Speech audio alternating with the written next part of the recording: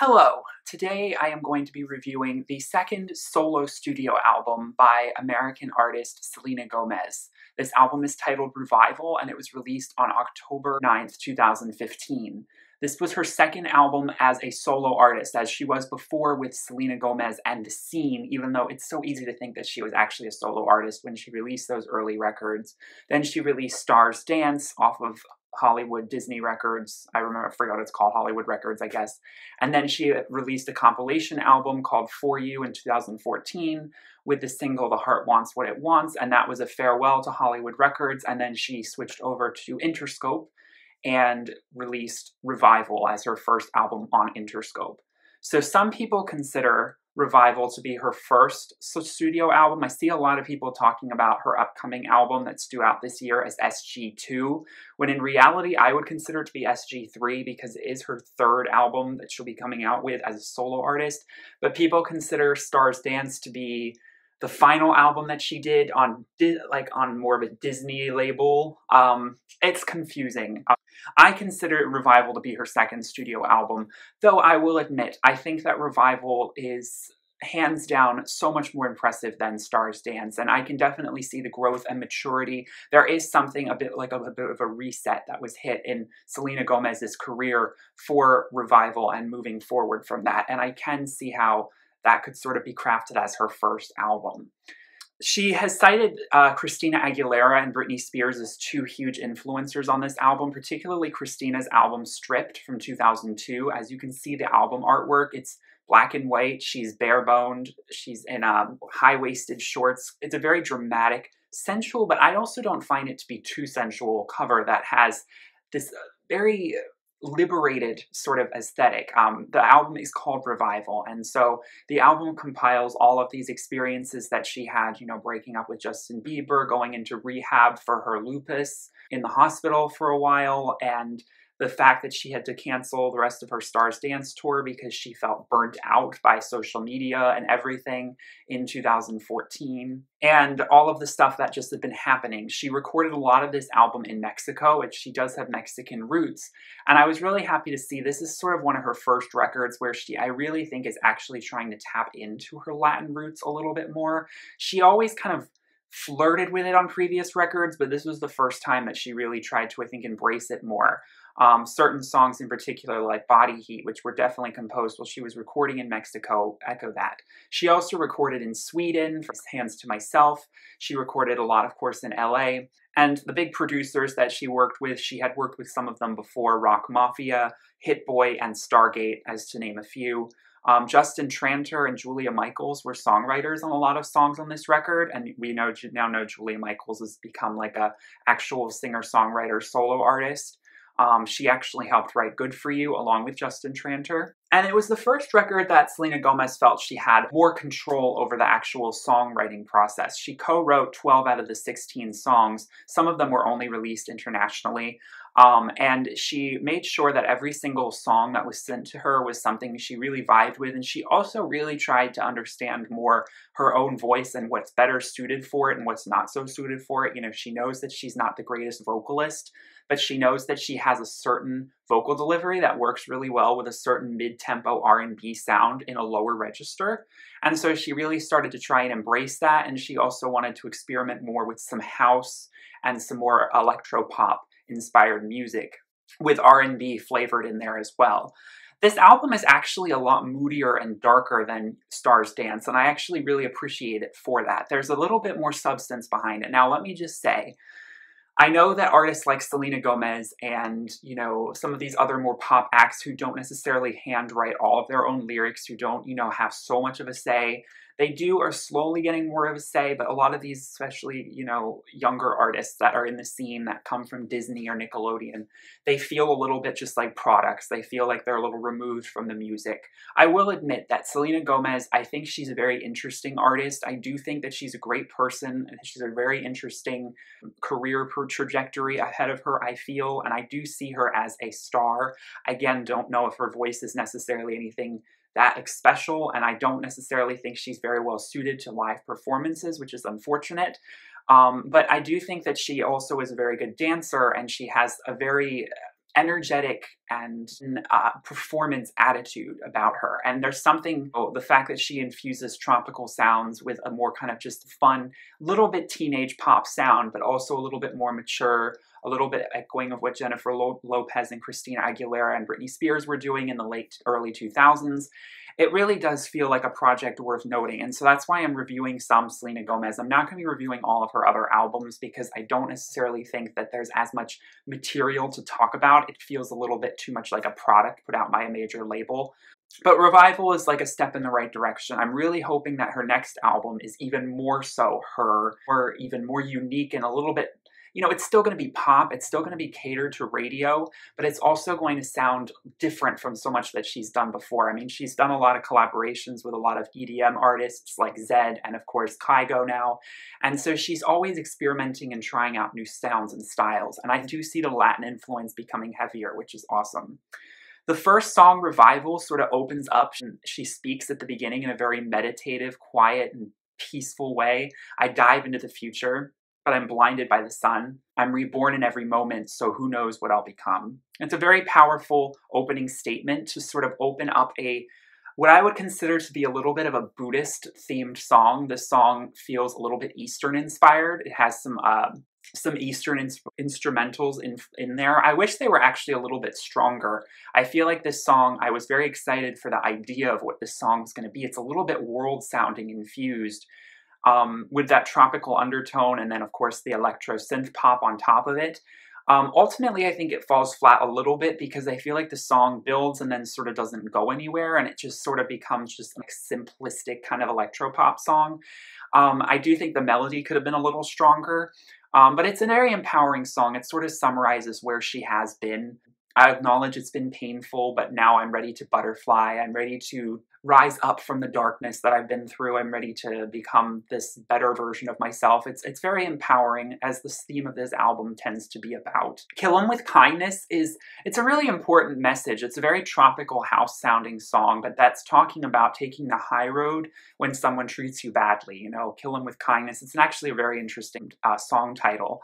It was the last single released from this record, and it's low-key, you know, it's for something that you would think it's a tropical sounding, like, beat-driven song. It's actually very low-key and minimalistic in a lot of ways. And I was a little, must admit, not so into it when I first heard it. I feel like maybe the fact that it was a single and it got a music video made me a little bit more interested. Your word's a bullet, your mouth's the gun. These are important things to discuss, you know, especially in the media with tabloids and what people are saying about you. This was inspired a bit because when she was in Mexico, she was getting some body-shaming tabloid stuff because she wore a bikini on a beach and in Puerto Vallarta. And it's just like, what's going on here? Like, a lot of artists have dealt with this issue, and it comes together to be more of a bit of an anti-bullying anthem, which is, I think, something that's very important. Hands to Myself was a song I was not crazy about upon first listening, but once it became this huge single, I started to come around to it. It's very, very sultry, but it's also very minimalistic until it actually layers on the actual electro and synth pop production.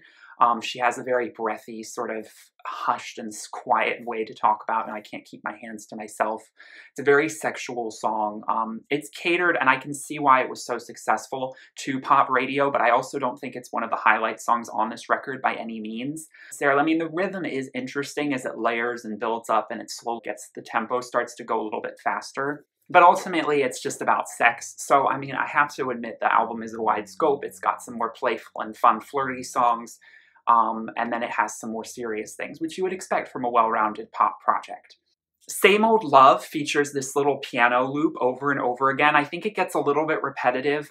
Basically, I will say is that I think the first few songs on this album are not as strong as the last few. I feel like the album actually gets better as you move through it. Same Old Love was the second single released. It has a very simplistic music video. It was just her and some fans at the Revival launch event in Los Angeles. I feel like she could have done a little bit more with that music video, but I understand that. I don't think she actually wanted this to be a single. She really wanted to push for Sober to be a single, but it never actually ended up being one, so it was sort of an afterthought that she put all this together.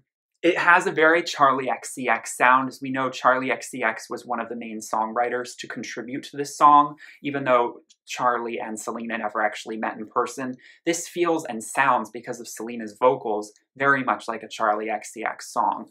I do feel like Selena's vocals get a little lost on this song because they're a little bit pitch shifted and they're a little bit too, she's trying so hard to sing like in a higher range, and I think that's where she does start to lose a little bit of that unique sound, and she starts to sound like she's been, you know, catered to sound like a generic female singer, and you lose a little bit of Selena's actual voice in there just because she's so much better catered to a lower register.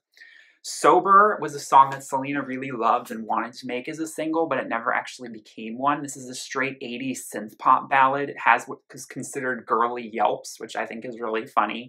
I actually find this song very infectious, and it speaks about a very important issue that people deal with in relationships where, you know, everything is so fun when someone's intoxicated, but then the next day they can't hold a conversation when they're sober. They can't commit to a person when they're sober. They're so afraid of commitment. They're so afraid of social interaction, of romantic intimacy, that when they have to be drunk for it. I mean, I know people like this, and it's a really sad thing, and Selena started to experience that, and so she was really kind of pushing against that, you know, like, it's great, we can have fun and get drunk, but there's gotta be, like, sober love. That's the foundation, of course. This is just extra fun stuff that's added on top. It should not be the foundational basis for our relationship, because there's going to be a real problem if that's the case. So now we get into the section of the album I really start getting excited to talk about. Good For You, which was the lead single and one of the first songs composed for this record, as I said, by Justin Tranter and Julia Michaels, is a sultry R&B,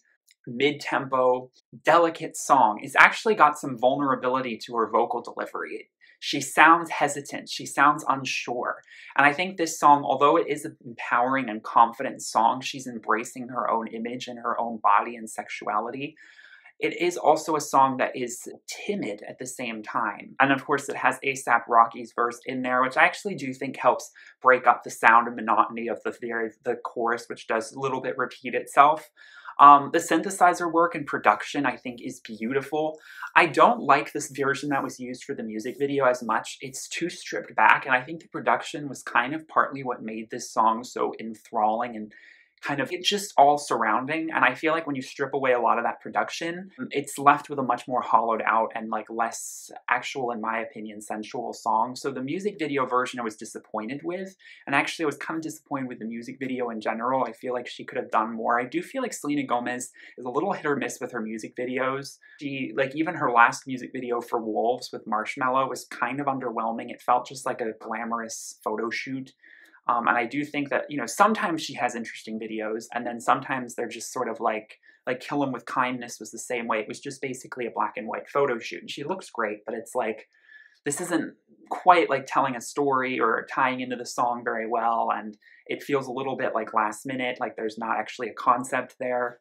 But this song really helped Selena understand sort of the sonic concept for this album, and that sort of empowering sort of image and theme that she wanted to spread throughout.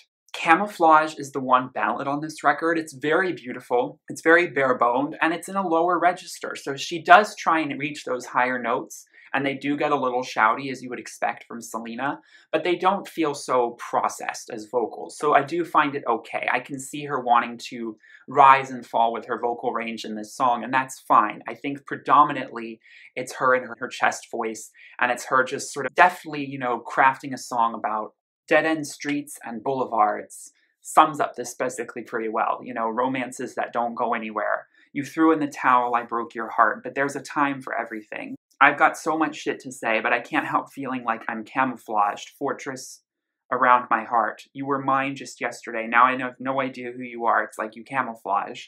So the idea of someone morphing and changing and becoming distant and suddenly not really understanding or recognizing the other partner, again, a very common thing I think would relate a lot to her situation with Justin Bieber. Of course, now she's rumored to be back with him, so this is, of course, a few years ago.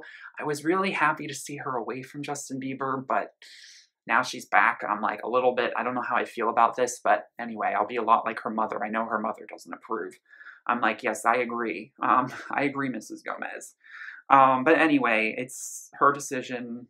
Justin's redeemed himself a little bit in his image, but not entirely in my eyes. But anyway, so these heartfelt, sincere songs were something I desperately wanted to see off of this album because we had none of that on Stars Dance.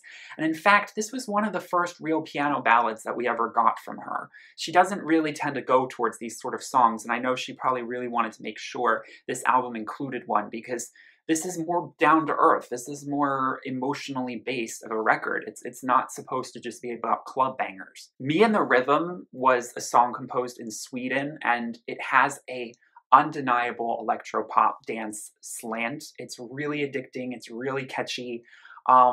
It feels a little bit more like something she would have put on Stars Dance. I will admit, it feels like it's more fitting towards that era.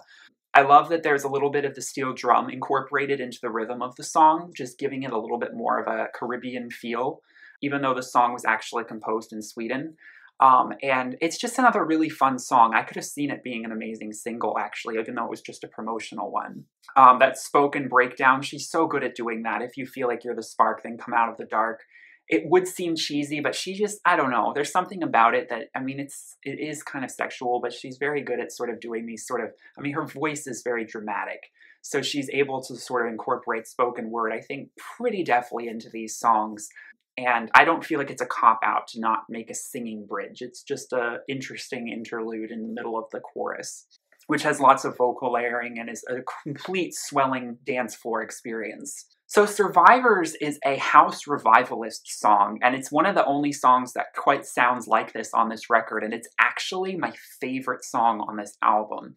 A lot of people would probably disagree with me on that. I don't know. I think I like Survivors the most, just because it has this undeniable dance house sound. It's not really about vocals, it's more about the production, and Selena's just thrown onto it. I mean, I can see why Selena does do vocals for a lot of EDM artists, because the EDM artists kind of steal the show with the actual crafting of the song, and Selena just provides a nice female voice to go along with it.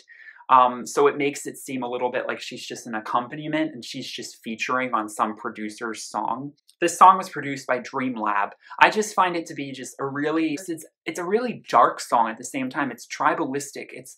It's speaking about, you know, how we all need to be in this world together. We can't be tearing each other down. We're all surviving. We're all in the jungle trying to make our best of it. Survival of the fittest, you know. Well, we also need to make sure that we survive based on a communal kind of aspect of love and acceptance of everyone. So there's a bit of an urgency and a social awareness to this song, even though the lyrics are a bit vague. And I do love the breakdowns. It's a really well-composed and in-your-ear sort of song. It's an earworm, and it gives you such energy. And it does feel very house. And I could see it being an amazing club song. I also love the tropical influence on this song as well. Then we have Body Heat. This is the one kind of really Latin Mexican song. She's incorporated a lot of traditional Mexican guitar music and dance. And it's just a real energetic song. She really has a lot of fun. Like I said, maybe it sounds a little bit like something, again, more in the Stars Dance vein, but there were elements of Stars Dance that I think were going in a good direction for dance music with Selena. And this is the kind of music I expect from her. You know, I expect a Jennifer Lopez-like Latin-infused dance song. And it's not so synthesizer-based. It's a lot of horns and jazz, and so it has those Latin roots. And I really appreciate that. It's a little bit more live instrumentation based, even though it's such a dance song. It's also her biggest diva moment on this album. She definitely comes across as in the red flamenco dress, you know, being the Mexican diva image. And then we have Rise, which closes out the standard edition, which is actually a gospel-tinged, more female empowerment, though I would say it's just general empowerment song. It's too short, though. I wish it was a little bit longer. It also has a little bit of a, you know, spoken word prayer built into it, so it ends the album just like it began the album, with a very meditative, and I would argue a little bit of a Buddhist sort of slant to it, because it's speaking about rise from the rubble of your mind, you can hover. You can rise like the tide, like the heat in the summer. Yes, I know there are those who will want to bring you down, but you can rise with your mind and make your higher power proud. So salvation through inner search and inner meditative capacities. Just close your eyes and see your life like the air. This song is very airy, and it feels very levitated. like she's trying to amp up the room, and she's trying to get everyone to, at the same time, tune into themselves in that sort of meditative cross-legged stance that she shows in the album cover. And so this very sort of vaguely spiritual, Eastern spiritualistic image is something that I kind of did expect when an album is titled something like Revival. It's like the idea of rebirth, you know, in reincarnation. In Hinduism, you know, the idea of cycles and the idea of centering yourself within that and liberation from those cycles and all of these things. They're played out in a sort of minor, sort of thematic way in these songs, and I appreciate it for that. Now, we do have some amazing bonus tracks. I just want to touch on a few. Me and My Girls is another Latin-infused club banger. It's really catchy. It's really fun. It's a great song to give you that sort of, again, that diva, night out on the town sort of rush with that frivolity and that, you know, at the same time, in your face, like, I'm going home with who I came with, and who I came with is not you, so you better back off, boy, because I'm not about that. So it's still an in-your-face kind of female empowerment jam. Nobody is a lot more kind of minimalistic produced song. I don't find the melody to be as memorable, but it definitely has lyrics that are definitely very poignant. It has like a bit of a trip-hop background, and there's a bit of a searching for understanding or faith through spirituality explored in this song. And then we have Perfect, which is another sultry R&B laid back, chilled out song, but it is so haunting. Her vocals, although they are processed, are echoey and silky and smooth, and they go up and down. It actually has a little bit of a Hindu feel to it. I feel like she's inspired a little bit by Hindu vocals because of the high notes and the way she hits them. And it's echoed out, it's spaced out and around you, just like Good For You is. And then there's that harp that sort of is broken down by the beat around the song, but it's just sort of splattered around everywhere. It's just a very interesting atmospheric song, and the lyrics are really rich. I think the lyrics are actually some of the best songwriting displayed on this album. Different inflection when you say my name. Kiss me, but your kiss don't taste the same. Is it real or am I going out of my mind? Because curious about the company that you keep, because I hear you talking about her in your sleep. And now you've got me talking about her in mine. That jealousy of realizing someone may be moving on to someone else, and you're starting to become obsessively kind of anxious about where this person's headspace is, that it's starting to infiltrate your own dreams and your own sexual desires. Oh, and I bet she has it all. Bet she's beautiful, just like you. You're so beautiful. Of course, you would attract someone just as beautiful as you. And I bet she's got that touch that makes you fall in love. Because it was so easy for me to fall in love with you, and I'm sure that you found someone who does just what I did for you. Well, why can't I be her? Why can't I become her? I'm so jealous. I can taste her lipstick, seeing her laying across your chest. She vividly describes this setting so viscerally. It's so well written. And the soundscape. Honestly, I don't know why this song isn't on the standard edition. It could have easily knocked out Same Old Love, or any of the songs from the first half of this record could have been gone out sober. I would have switched it in for Perfect. It is just, or just added it on, because, you know, why not have another song? I really love this song. Definitely at least my second favorite on this record. So chilled out and melodic. So then we have Out of My Hands Loco, which was not released in the US on digitally, but it is a bonus track internationally. This is, again, another Latin-inspired fun song, dance pop, something, again, a little bit more Stars Dance. And then we also have Cologne, which was a song released internationally, again, not in the US, that is another a little bit more 80s synth pop based. All in all, I think Revival is a statement record. I think it solidifies where she's heading in her career, and I think it's a very good blend of somewhat more ethnic-based world dance music. And I really like seeing that direction for her, because it's always what I kind of figured and thought she would be well suited for. The times where she really knows how to use her voice, and I actually really like the spoken word integration. I bet she doesn't want to do it too much, I understand, because she wants to let people know that she's a singer. And now with her new music that she's been coming out with, like Bad Liar and Fetish, I can see her even more diving into her voice and understanding of the drama of a lower register voice that has a little bit less tonal range, but that doesn't necessarily mean that you can't make a melodic and interesting sonic song. There are ways to construct melodies and production around your voice with some 80s references, some 70s sounds that feel very interesting. And I think she's on a good roll there. And I'm really excited to see what her new album, what I would consider her third studio album, but I could understand some people would call it her second, will sound like. Hopefully it comes out in the next, I would say in the next 3 to 4 months. Is the time frame I'm kind of expecting this album cycle to start in, but we'll see.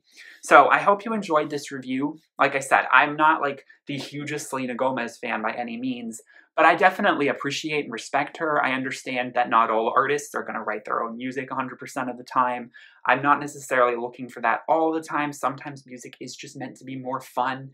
And hey, she's got a really good positive image, I think, and she's one of the stars in the mainstream that I think is, I mean, yeah, Demi Lovato actually has the raw talented vocals, and I don't want Selena Gomez to overshadow Demi, but then I also think that Selena works with better producers, and I feel like Demi, I don't know, her sound is not so suited to my taste. I like dance music, I like electropop.